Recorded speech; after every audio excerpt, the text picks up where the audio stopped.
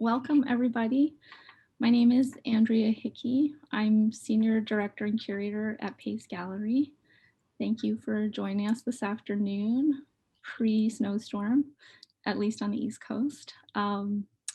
We're so happy to be able to share virtual space with you today to talk about the work of the formidable artist Sam Gilliam and his newest bodies of work that are on view for just another few days till December 19th across two of our galleries at Pace here in New York. It's been a true pleasure to work with Sam Gilliam this past year.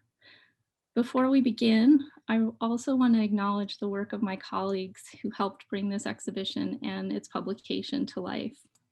First and foremost, Arnie Glimcher, whose friendship with Sam and his keen curatorial eye guided the exhibition to its culmination during more than a challenging year. And of course, Sam's wonderful partner, Annie Golick, and his studio manager, Jen De Palma, who provided invaluable support in making this show happen. My colleagues, Oliver Schultz and Kathleen McDonald, who worked closely with Arnie and Sam throughout the process, and Jillian Canavan, Paul Pollard, and Tomo Makura, who shepherded this beautiful new book into being.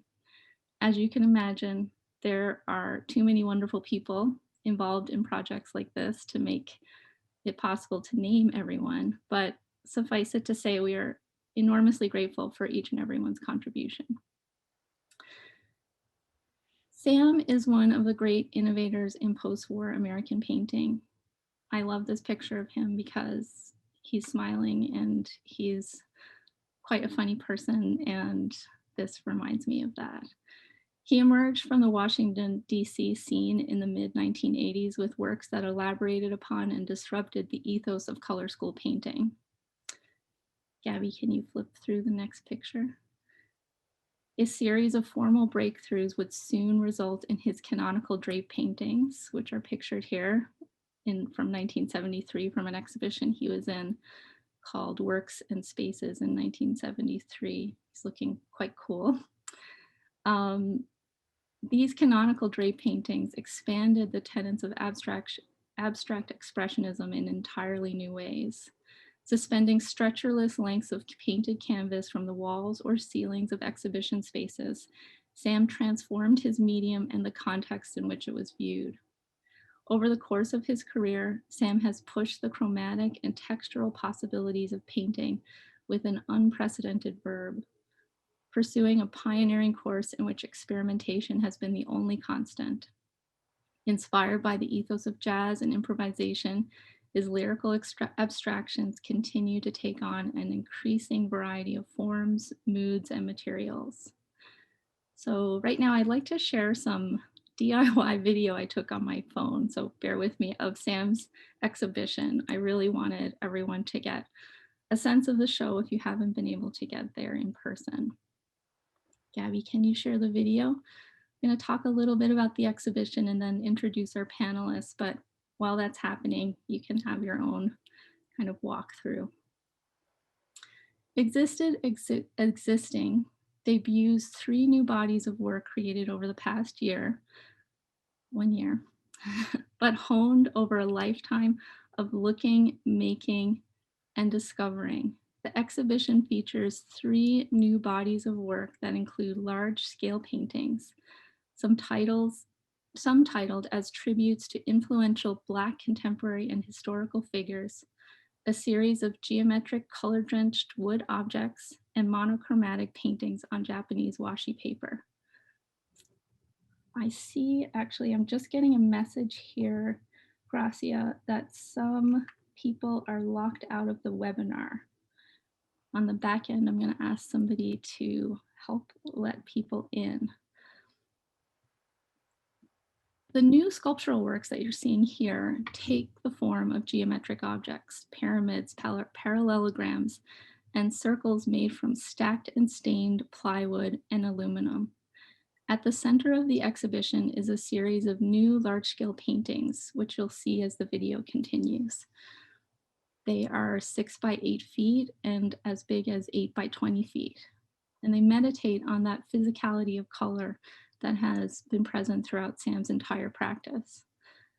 Densely layered and mixed with sawdust and other detritus from the studio, Sam flings, spatters, and throws paint to create fields of color interrupted by impressions of his own hand, the mark of a palette knife, or the traces of a garden rake dragged across the wet surface.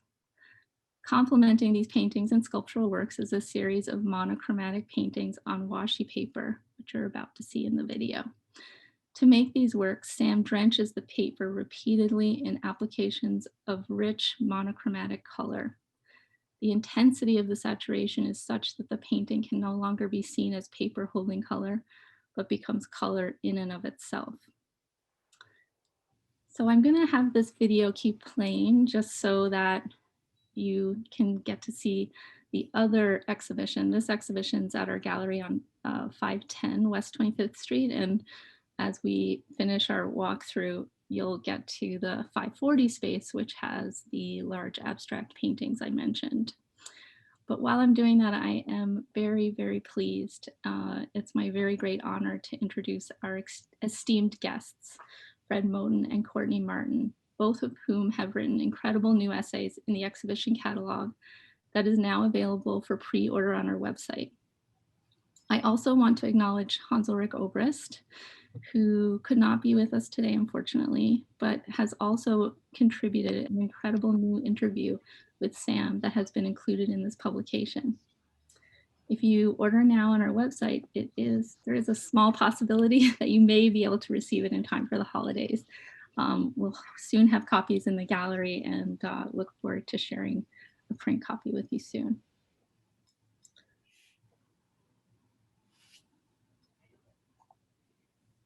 So Courtney Martin is the director of the Yale Center for British Art. Previously, she was deputy director and chief curator at the Dia Art Foundation. She has held professorships in art history at Brown University and Vanderbilt University, and has had research fellowships at the University of California, Berkeley, the Getty Research Institute, and the Henry Moore Institute. She has also worked in the Media, Arts, and Culture Unit of Ford Foundation, and in 2015, she received the prestigious Andy Warhol Foundation Art Writers Grant. Courtney is an incredible curator and has curated important exhibitions, including the acclaimed solo show of Frank Bowling's work in 2012 at Tate Britain. In 2014, she co-curated the group show Minimal Baroque, Post-Minimalism and Contemporary Art at the Kunsthalle Ronbeckschom. I hope I didn't totally kill the pronunciation of that institution, which is in Denmark. From 2008 to 2015, she co-led a research project on the Anglo-American art critic Lawrence Alloway at the Getty Research Institute and was co-editor of Lawrence Alloway, critic and curator. In 2015, she curated an exhibition of Robert Ryman's work and also saw exhibitions of works by Dan Flavin, Blinky Palermo, Dorothea Rockburn, Keith Saunier, Andy Warhol, and Sam Gilliam, all at the Dia Art Foundation. Courtney received a doctorate from Yale University for her research on 20th century British art, and she is the author of numerous essays on contemporary artists, including Sam Gilliam. Sorry, it's quite dry, so I'm just take a little sip. Fred Moten is a cultural theorist and poet creating new conceptual spaces that explore emergent forms of Black cultural production, aesthetics, and social life. In his theoretical and critical writing on visual culture, poetics, music, and performance, he seeks to move beyond normative categories of analysis, which are often grounded in Western philosophical traditions that do not account for the Black experience. He is developing a new mode of aesthetic inquiry wherein the conditions of being Black play a central role. His first book, In the Break, The Aesthetics of the Black Radical Transition, offers seminal insights that emerge from taking sound as opposed to visual or textual imagery as the point of departure for interpretation.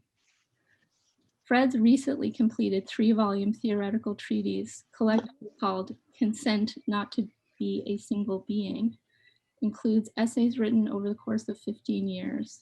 The first volume, Black and Blur, has writings on art and music, Charles Mingus, Theodore Adorno, David Hammonds, Glenn Gould, Ben Hall. The second, Stolen Life, focuses on ideas that Fred describes as broadly socio-political. The third, The Universal Machine, is broken into three suites of essays on Emmanuel Levinas, Hannah Arendt, and Frantz Fanon. Fred continues the project of his theoretical work in his poetry. In his 2014 collection, The Feel Trio, for instance, language hovers at the edge of sense so that sound rises to the fore and the reading of the poem approaches musical performance. Through his writings and lectures, Fred is demonstrating the power of critical thinking to establish new forms of social actualization and reconfiguring the contours of the cultural field more broadly. Fred received an A.B. from Harvard University, a PhD from the University of California at Berkeley. Since 2017, he served as professor in the Department of Performance Studies at New York University. He has taught previously at the University of California at Riverside, at Duke University, and the University of Iowa. His additional publications include All That Beauty from 2019, The Service Porch from 2016, The Little Edges from 2015, B. Jenkins from 2010, Houston's Tavern from 2009, and he is co-author with Stefano Harney of Undercommons, Fugitive Planning and Black Study. Among his many other accolades, most recently, Fred was named a 2020 MacArthur Fellow. Congratulations, Fred. So I think we're almost through our walkthrough here, but maybe we can get started with our first part of the discussion. I wanted to ask you both, Courtney and Fred, if you could share a little bit about your first encounter with Sam's work and how his practice has influenced your own work over the years.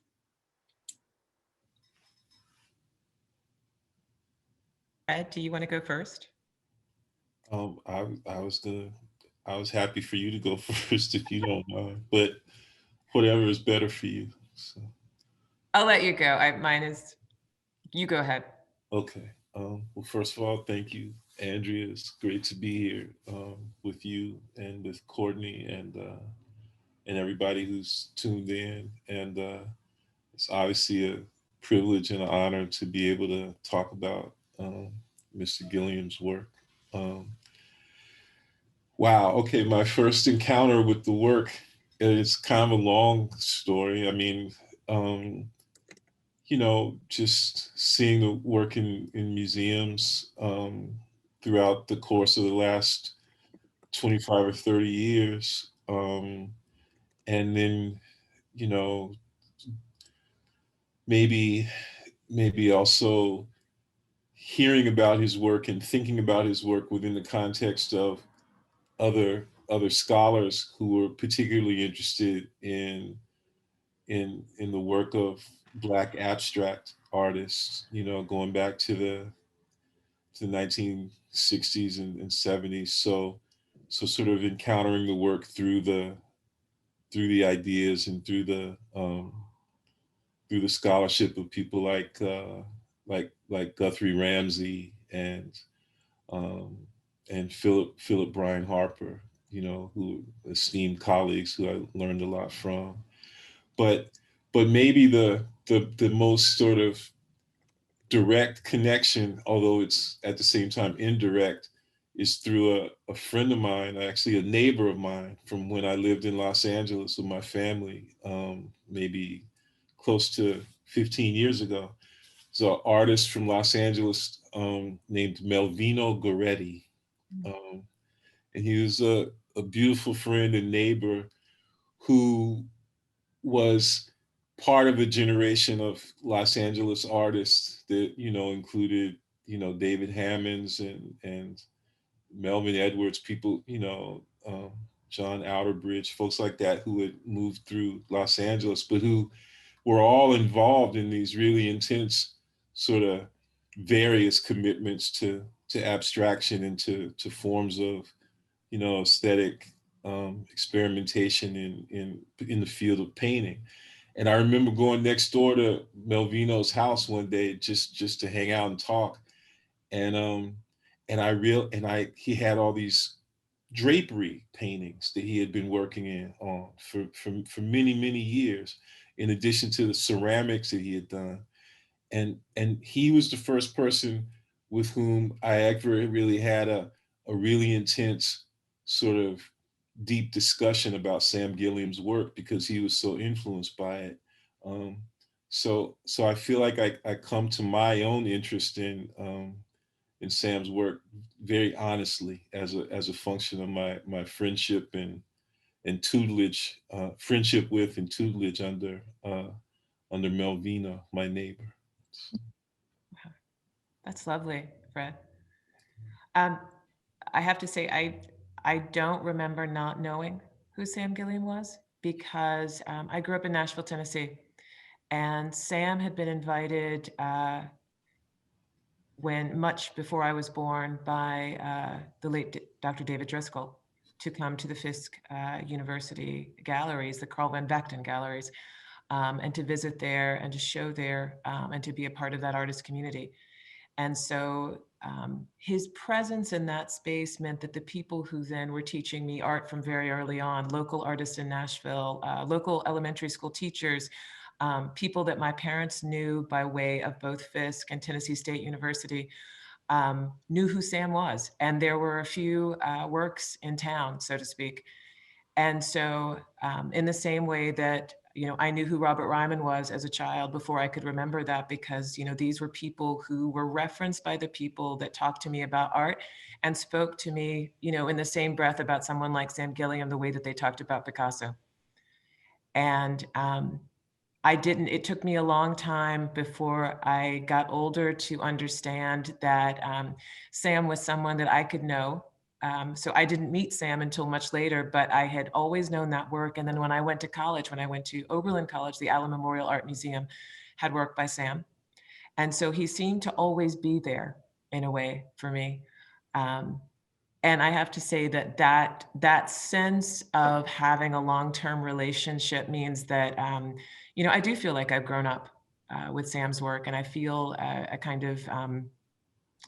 feel like that was a privilege, because as I got to see more and more art, as I became an art historian, as I got to understand art, in the back of my mind, someplace is always those early kind of ways that I learned about art and artists, and thinking, oh, well, I can compare that. I can compare the drapery in this painting to the way that Sam Gilliam drapes. I can compare, the way that someone builds out a stretcher to the way that Sam Gilliam does that, because I'd always known that was possible.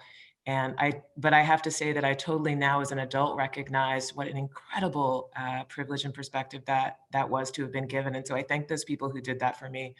And I also, I have to say that later, when I began to develop a relationship with Sam and with his family, that, getting to know this incredible person who made those incredible works are two definitely very different experiences. But this summer, as we were writing the essay, I feel like Sam really helped me write this essay for the catalog. I was both, every week that we would talk, I learned something new, mostly because he was imparting new information to me. I learned about his art in different ways, but I also had to go back and rethink about the things that I first thought. And so there was a constant kind of back and forth that was, it was amazing. This summer was for all of the other turmoil that happened in our lives this summer, getting to spend all that time talking to Sam weekly and writing that essay was an experience that I will never be able to compare with far fewer other things. It was such a treat to be able to spend this year thinking about Sam's work, just intellectually, with everything else happening. His work opens the door to so many other things that I know we don't have that much time, but I'm hoping we can talk about a few of them. I want to talk about choreography and exhibition making, which also I think connects very much to improvisation.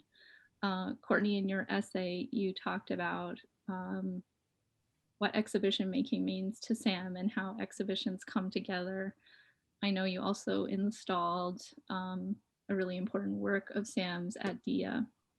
And Fred, also in your essay, you talk about the relationship between music and jazz and improvisation as it relates to these bigger aesthetic questions that are part of Sam's work. And I thought we could ruminate on these ideas for a moment and share a little bit about, maybe Courtney, you can start your own experience installing with Sam and the current exhibition. You guys saw a little bit through the video, each of those sculptures. I should also note, for those of you who don't know Sam's work, this is a radical departure. These sculptures are a brand new idea, and they very much build on a number of things that Sam has explored over the years, but they're quite new and very exciting because of that. They're also all on wheels, so they're easy to move around.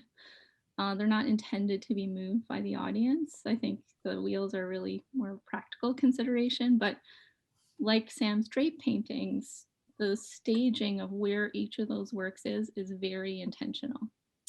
And so there's a choreography at play that you as a viewer become part of. I'm sure that came into the installation process, Courtney, at DIA also. Completely. I mean, I have to say, I'd seen Sam's work installed, in private collections, in public museums. I've seen exterior work. I thought I had a sense of what the work. I thought I had a sense of how to install this work because of having seen it installed, and I was absolutely wrong going into this process, because what I didn't fully understand, even though we talked about it, I didn't grasp how important Sam's direction was, how important this sort of sense of engagement with the objects as you install them was. We had an amazing team. Sam has an incredible studio staff who came to work with the staff at DIA. But we all took a back seat when Sam told us what was supposed to happen.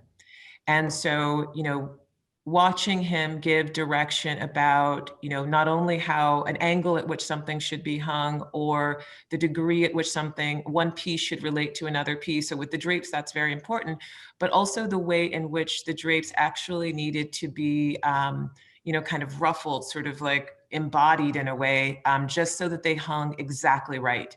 And that was absolutely a part of, making sure that they were alive in that space.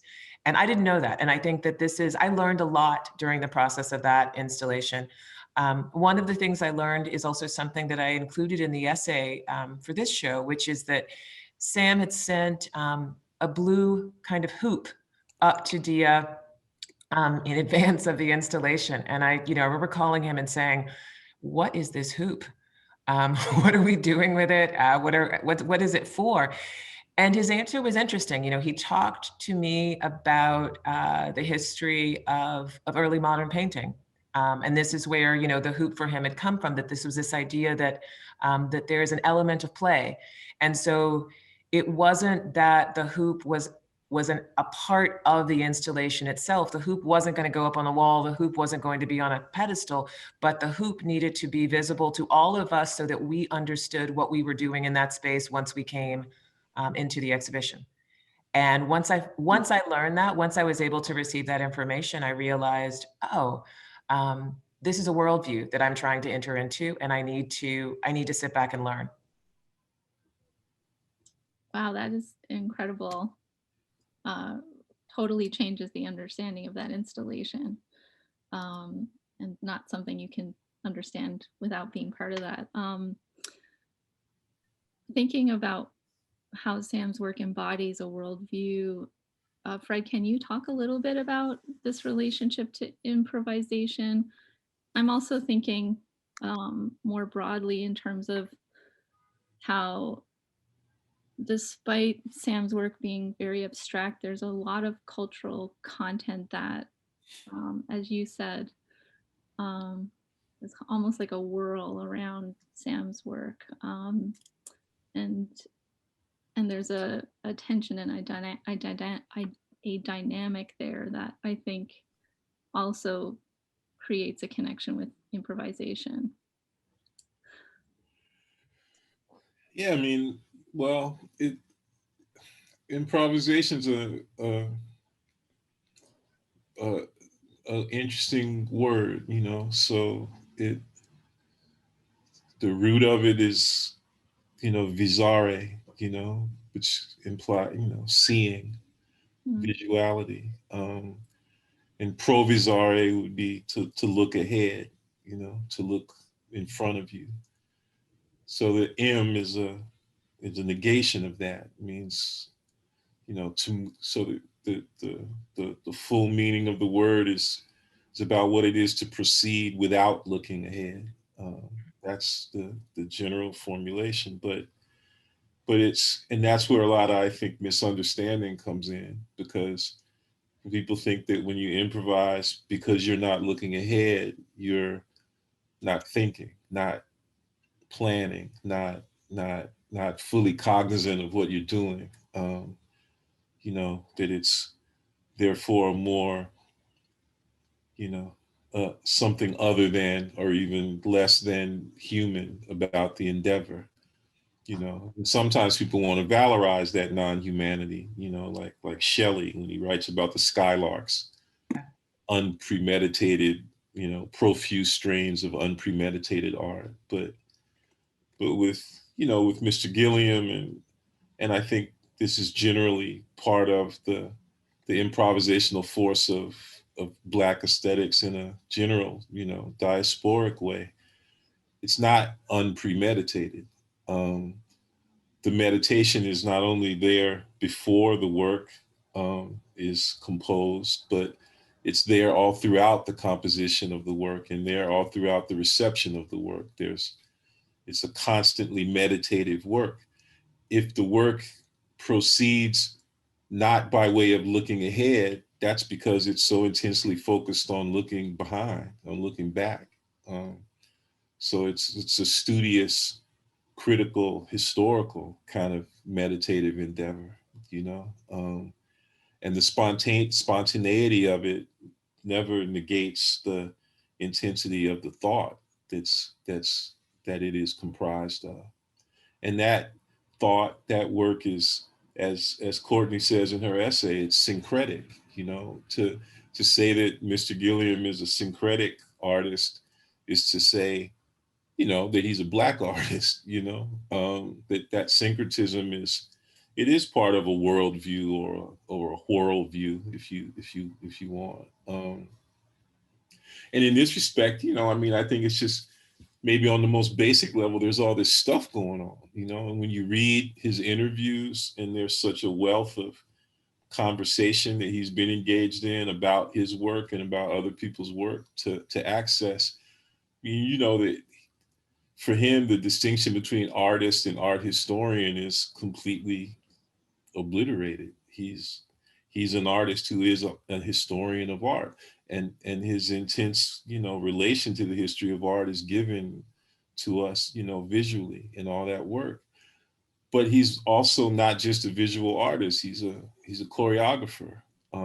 He's a dancer. He's a musician. That there's a, you know, there's a deep theatricality, it seems to me, to the work. Now, you know, Michael Fried sort of famously or infamously, you know, denounces theory as being sort of in between the arts.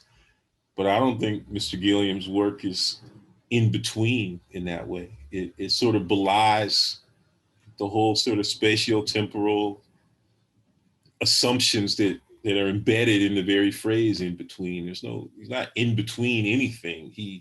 He's more like he embraces all of that stuff, you know. So to me, you know, to go into the gallery there, you know, for this show, or I snuck in when they to the galleries at Dia Beacon, and you're being moved by the work, right? Like he doesn't arrange your movement through the gallery in a restrictive carceral way, but a set of modalities of experience are arranged for you that then you can move through in your own thoughtful and meditative way.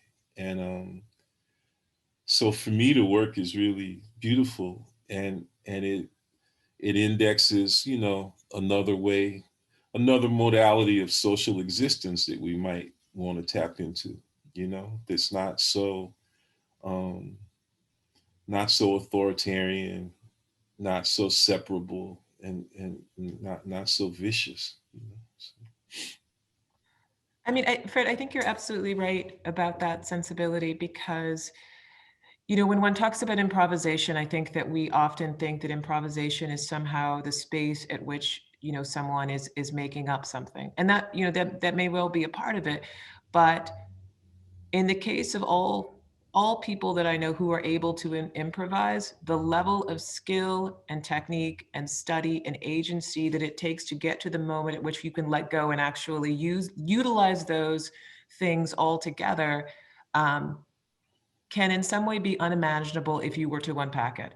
And so to take apart the number of, you know, course and painting hours that Sam has had up to a certain point, to look at all of the books that he has read on the numerous subjects. In conversations with him, I found that I was building a new vocabulary in fields that I had not ever had to really engage so that I could understand what we were talking about and could come back and ask questions that then led to more information. And so, you know, for someone, I think we're all accustomed to, particularly for those of us who work with artists regularly, I think we're all accustomed to the idea that artists know art history. I think that's, you know, that's a given. But I think it's more interesting to find out that someone like Sam knows architecture, that someone like Sam is as rooted, I would say, in basic math. And I don't mean basic in the sense of a lower level of math. I mean, in the terms of looking at the building structures of math as a discipline. Looking at someone who can talk to me about the chemical process in all of the works that he is doing, as well as the work that other people are making across a variety of fields. That kind of knowledge does not happen overnight. But it is that huge bank of knowledge that he comes to working with, and that you then can feel in the process both of watching him work, but also watching the result of that. So going to an exhibition is the result of an accumulation of knowledge that he is consistently and actively working on. You know, there is, at times I've felt that I wanted to spend more time talking to Sam about what he knew, because I realized that there was a wealth of information about other artists, about exhibitions, about art making that was untapped, unrelated to the objects that he was making. Also, an incredible amount of information just about, you know, parts of the art world that we were talking a little bit are lesser known, like what was happening in the Midwest in the 1970s and why were some artists leaving New York and working there? Why did Sam do that? This question of a kind of network of community that impacted his work, and, you know, names we know and names we don't know, and how that kind of shaped a practice over time. I think, Courtney, your point about Sam as this, you know, every time we work with artists, it's like, I always think of it as like, it's like a whole new course, like where you learn a whole new world of what somebody else is interested in. But Sam in particular, with this new body of work, you really see that the practice continues. Mm-hmm. It is not something that's static, and it hasn't ever been. I wonder if we could talk a little bit about abstraction and phenomenology in terms of these new works. I think they're incredible. Phenomenology is I tend to use a less art historical word. The feeling of an object, or the aura. Sometimes I say the vibe, which not very academic, but the feeling of Sam's work in these particular two exhibitions is to me as potent as the choreography that the drape paintings create for your own movement through the space. There's, even in the flat large scale paintings we looked at, there's a sense of density and depth and a kind of experience of a portal even. And the physical objects in space and these circular new works on the wall, they literally have a hole in the center. There is a kind of dynamic that's bigger than the object. I wonder if we can talk a little bit about that in terms of the past work and now this current body of work. Well, I mean, there's an interesting kind of spatial issue that happens that, I wanted to figure out what exactly it meant, because we're sitting in front of what are perhaps some of his flattest, and just in terms of depth, flattest work. This is the paintings on washi paper. And then we're also looking at sculpture. And, some of that sculpture, like the ones that were depicted behind you, Andrea, are, they are taking up space in a real space. They are taking up real space. If you were walking around the galleries right now, or if you're in Sam's studio, you would absolutely have to engage with them and then move accordingly. And I think that we've seen that before with the drapes, but the juxtaposition between the super flat and the three-dimensional, in various degrees, is I think a kind of clue into where he is thinking, or sort of what he's thinking about right now, playing with where as a viewer you find yourself, because essentially as the viewer, you're in between that super flat and the dimensional. And so what does your body have to do to adjust to those two different vectors on either, on either side of you?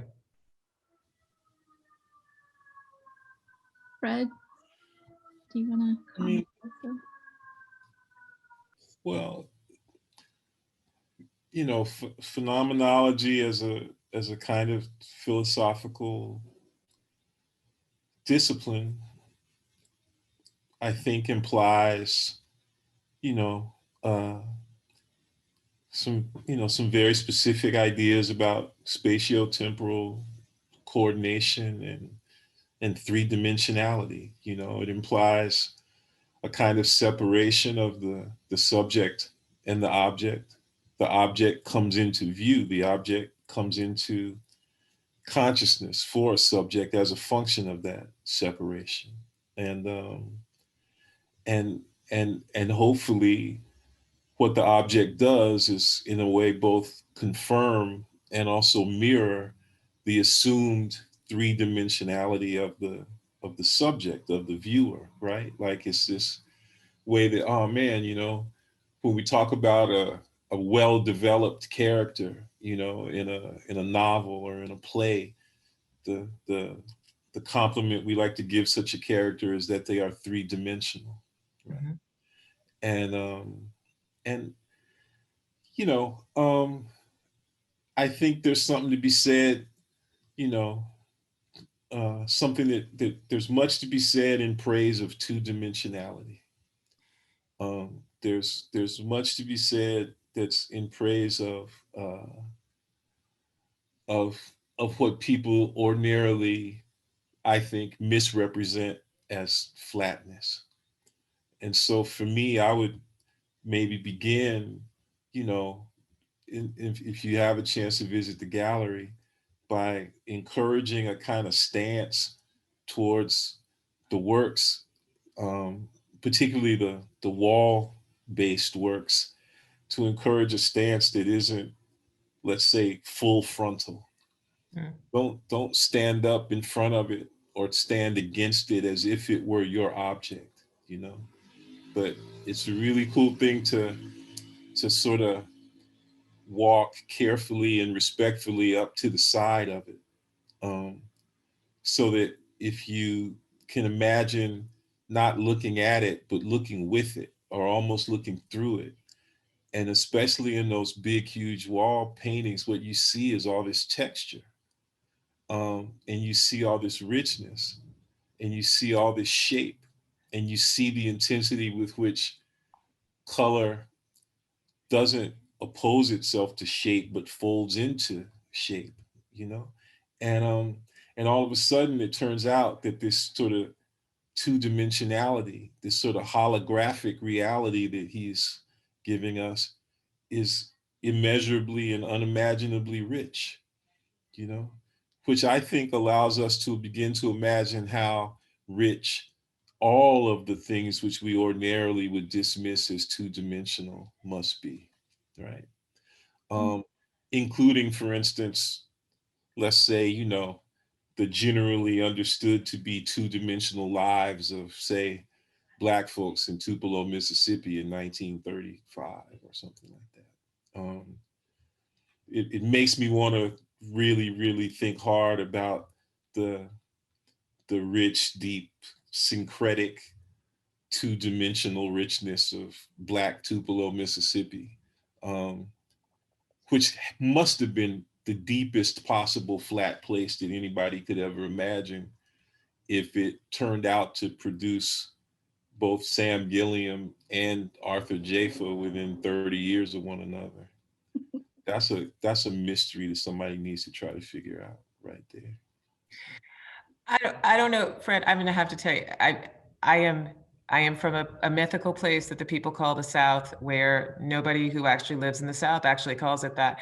And I would say, I don't think any of us think that a place like Tupelo, when we're from places like Nashville, is that it would be a secret that you could get those two giants to come from those places. I would say it would be, it's hard for me not to believe that they don't come from those places. Well, I come from such a place too. Um, it's called Kingsland, Arkansas, and it's beneath Tupelo, let's say, Yeah. or Nashville for that matter. So when I say what I'm saying, I'm not, you know, it's with a smile on my face. So. Yeah. I also have to always bring my Southern chauvinism almost into any conversation because, you know, the richness of what I think we come to the space of art making with is so incredibly divergent, I think, from what people assume.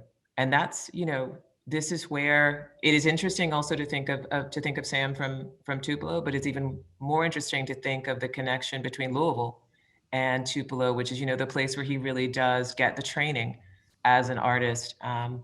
You know, Louisville is the industrial South, like Birmingham, and that texture between the rural and the industrial is something I think that you absolutely feel in the work. When you talk about what I think you're describing as the kind of haptic sense of it, those things are there as well. That sense, the low and the high, because you know Tupelo technically is geographically low, and Louisville is a city of hills and valleys, but it is also one that has been remade to service and to make things for this country, which it did for a good part of its history. Yeah, no, I mean, I think that's true. I think at the same time, you can imagine a standard distinction between the rural and the urban, and that makes sense in a way. The distinction between the industrial and the, I suppose, agricultural, that's less clear to me. But but I'm agreeing with you. You know, the agricultural was always industrial. There was, you know, you don't have to drive down Highway 61 for very long in the Mississippi Delta before you understand how that's true. And I guess yeah, it's the, you know, I mean, it reminds me of, you know, like you say, this whole rich tradition of experimental visuality that comes out of the South, and it, as you say, it undermines the any kind of simple distinction between the so-called trained and the so-called untrained. You know, it's there's just all this beautiful stuff that people have always been doing. And the mystery is not that they could do it, that they had the capacity to do it. The mystery is how they do it, you know, and continue to do it under such mind-numbing, you know, flesh-destroying duress. You know, Yeah, that's the mystery. So, exactly. um, I took down so many wonderful notes that I'm going to send you guys after. I love this idea of the holographic richness and color folding into a shape. Um, we're as expected running out of time, and I want to make sure that we have some time for questions from everybody. If you raise your hand, we can unmute you, and we can also ask that you put your questions into the chat. I know we had a question earlier about texture in Sam's work. I think what Fred and Courtney just talked about is very much a question or an answer to this understanding of texture beyond the haptic, or the tactile is a better word. But if you guys want to talk about texture a little bit more, maybe in terms of the new work, but also the older work as well. I know, Fred, at one point we were talking a lot about the stain, which I think of as a texture in Sam's work. If that calls to mind anything.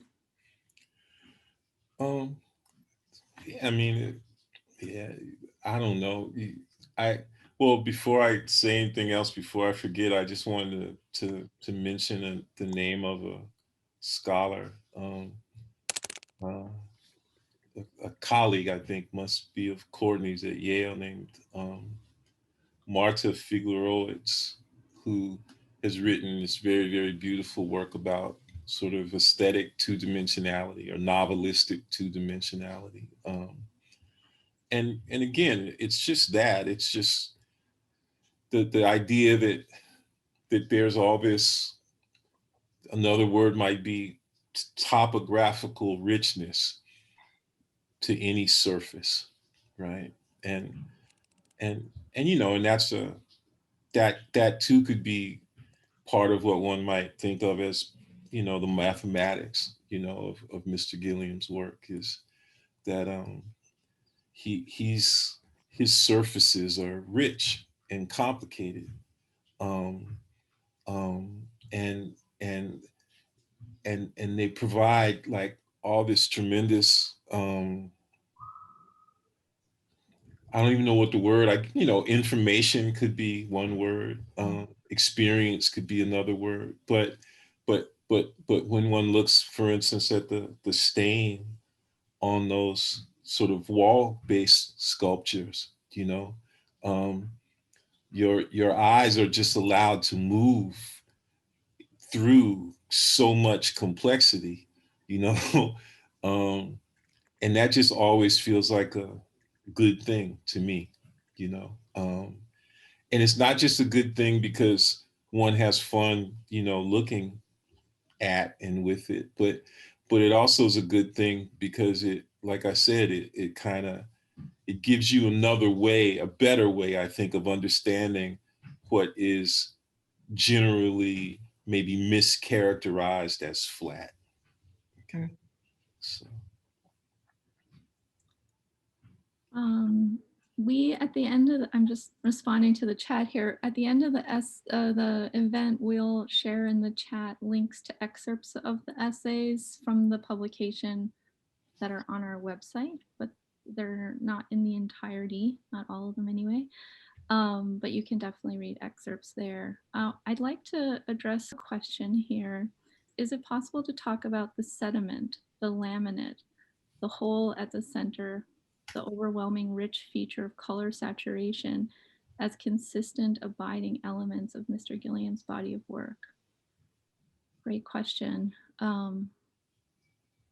You know, in a lot of those early works, because he is working on, you know, untreated cloth, you know, he's painting flat out, you know, staining, soaking, all of those techniques. When you actually see the unprimed canvas peek through, you know, you do get this sense that you're getting a glimpse into something. You know, is that process? Is that purposeful? What does that mean that you get, you know, quite literally sometimes behind the curtain, but you're let through it, right? And I think that, you know, when you get now to seeing this body of work, you know, I'm so drawn to the sculptural spheres on the wall, because they quite literally have a hole. But not only do they have a hole in them, they've also, one of the things that might not be as visible just in Andrea's video, is that they've, you know, they're being fit together. So you've also got the faint sense of space between each of those, the areas in which the whole, you know, the circles fit together, right? And that is not different to me than having seen the space of the unprimed canvas before. And I think, there it is all over again. You know, once again, the viewer is let in just for a glimpse, right? It's exciting as a space. I don't know what to do with that space, but I share your intrigue in it.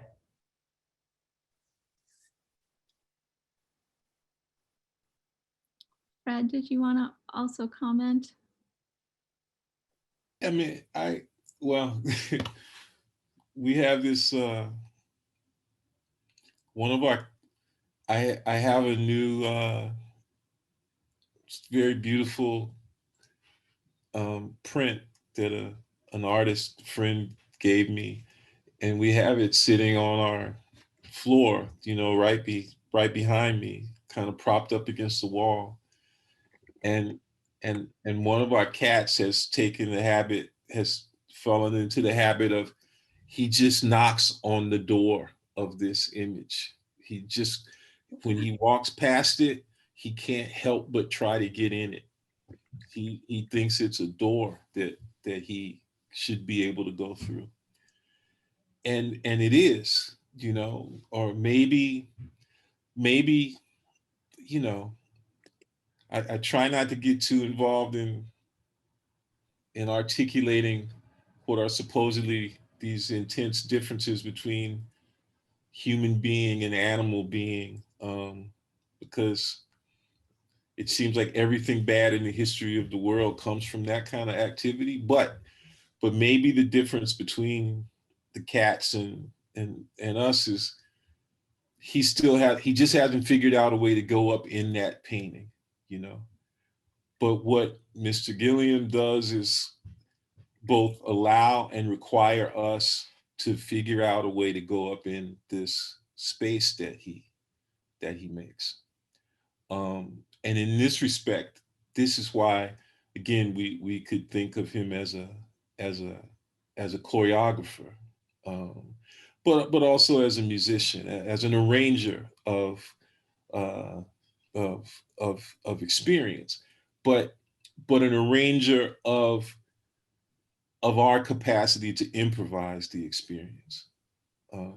And you know, and I think that this is, what if it turns out that this is what painting can do, not because of the enabling illusions that perspective makes possible, but rather that this is what painting can do in this very deep and intense way as a function of the arrangement of materialized color on a surface, right? That, you know, and this is what I remember when I was in college. Frank Stella gave the Norton lectures, in which he was, you know, really, really obsessed with trying to establish the terms and conditions under which depth could be brought back into painting. This was, I don't know, 84, maybe 1984 or something like that. And I guess what I'm trying to say is that maybe it wasn't a question of depth ever having been made absent from the painting. It was just a function of how you look, you know. And it's not just which is to say a difference between looking with and looking at. So maybe what Mr. Gilliam does is he gives us a chance to look with his painting, rather than just to look at him, you know. So. A radical concept that is so present in that work from the beginning, to change that subjectivity. I think I'm really impressed by Fred's sense of this looking with, because I think that is something, you know, we can go back to Renaissance terms like the paragone to talk about, you know, the way in which we conceptualize space, you know, essentially that there's a fight between space between painting and sculpture. But what we're really talking about is looking for how the body adjusts itself to being with art. You know, this is Judd's specific objects, you know, that there's a way in which the body is the thing that has to accommodate itself to the art object, right? And so, you know, I think Fred's idea of sort of looking with is a far better way to accommodate what it is that we should be doing as viewers, because I think that sometimes people come to look against, or sometimes people come to look at. And neither is actually useful if you just want to see and, you know, be a part of this in some way. And I think that I have never seen the art object that doesn't want you to be with it. Mm. I don't know one. And I'm not saying that I've not seen things that I don't feel close to. I've seen lots of art that I don't feel close to, but I know that work was not intended to push me away. I think it was intended to draw me in, and maybe I just didn't get close enough. I wasn't with it enough.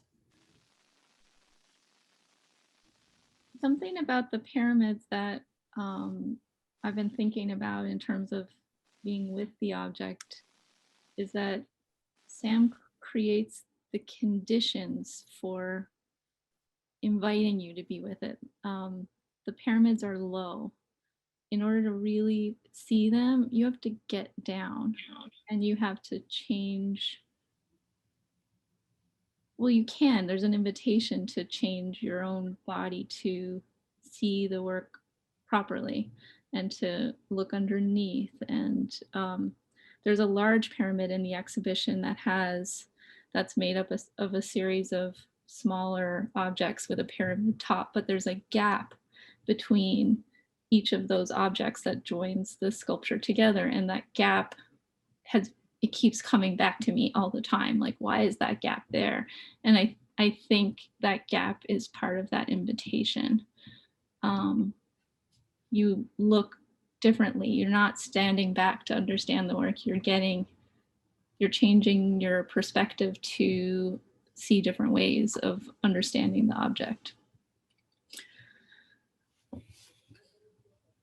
Yeah, I loved there's one piece in particular. It's not a pyramid, but it's on wheels. It's kind of, I could see it in my mind's eye in the gallery, and it's the 510 gallery. But I'll tell you what it reminds me of. It reminds me of those big, huge tool carts that the NASCAR driving, you know, what do you call them? The pit crews use, you know, those big carts that are full of every possible tool that you could ever use. And they're always on wheels because they have to be moved. They have to be mobile. And maybe it's because of the way that the wood is, the sort of movement of the wood is broken by the stainless steel, I guess it is, so that it looks like it's shelves. It looks like drawers. I have a picture. Yeah. I can share it with you guys. I think I know which one you're talking about. Can I share my screen? Whoever is in charge of sharing screen. Okay, here. Fred, tell me if this is the right one. It's hard to. This is the pyramid I was talking about, but I think this is is it this piece here? Yeah, the one in the back. Yeah, that one. Sorry, it's not a great picture, but you can see these are two pieces that actually move. And so they're positioned together. They don't necessarily have to be together. Yeah. No, and if you go there and kind of just linger with it, a lot of things emerge. One is that the space between the two pieces is not uniform. It widens out just a bit, right? It's a little bit narrower at the bottom than it is at the top. But what I noticed more than anything, what just kind of made me, made my thoughts kind of flow, or it's the fact that it was on wheels, as you suggested, which not only makes the mobility of it, easier to deal with because of the fact that it has to be arranged in particular ways. But it also, again, I guess in a way, the workshop thing for me is big, because maybe on a really, really, really sort of deep level, it's important, and I think, Courtney has already said this in the essay as well as today. Man, this Mr. Gilliam's like, he's a working artist, he he's an artist of the working day, I mean, and you get the feeling like he's always at work in this modality of arrangement.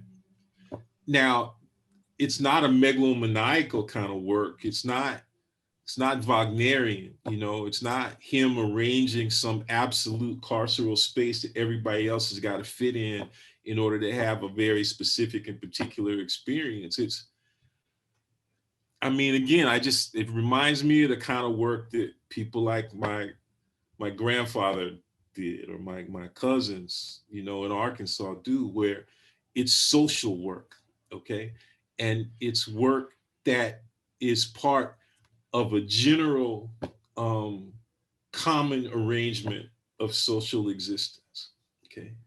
And its existence is a word that I guess I even want to emphasize, not only because of its importance to the title of the show, but also maybe existence even as a for a minute at least, as an alternative to the word life, right? That the social existence which is at stake is an existence, is a more general formulation, because it includes not only things that we think of as human and things that we think of as animal or animate, but also things that ordinarily get coded as inanimate too. Okay. And maybe it would be wrong to say that he breathes life into these inanimate objects, but it is right, I think, to suggest that he's deeply, deeply attuned to the social existence of the inanimate, right? As something that we also have to pay attention to as well. So and that's a deep kind of ecological kind of thing that's going on to me in the work, So,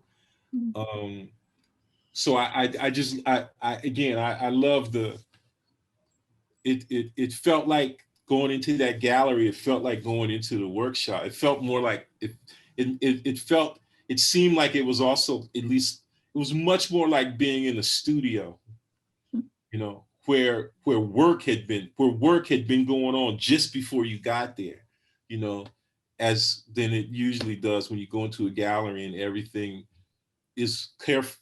It doesn't mean that he didn't carefully arrange it. It just meant that it was carefully arranged to give a sense of the ongoingness of his working.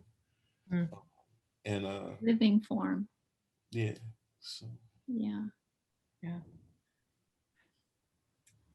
It is 1:11. I would like to have this conversation for the rest of the day. But we have to go, unfortunately. And that's a really beautiful note to end on. Sam's work being alive in the space, almost resisting the death of the museum, as people say. I think that's a beautiful sentiment. So thank you all for joining us today.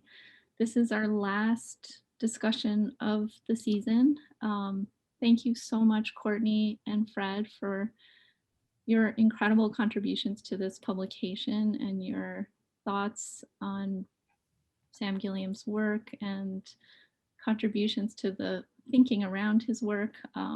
It's been incredibly special to work with you. I want to just say a quick other shout out. There is another fantastic program happening tonight at the Drawing Center with Torquase Dyson and Amy Silman, who I see here in the chat, which I think will be an equally compelling conversation if you have time for 2 Zooms in a day. Check out our websites. We are going to be doing these conversations pretty regularly about our program that will be coming up in the new year. And stay safe, stay well, buy your shovel now. And thank you, Courtney, again, and Fred, again, thank you for your wonderful contributions. Have a great day.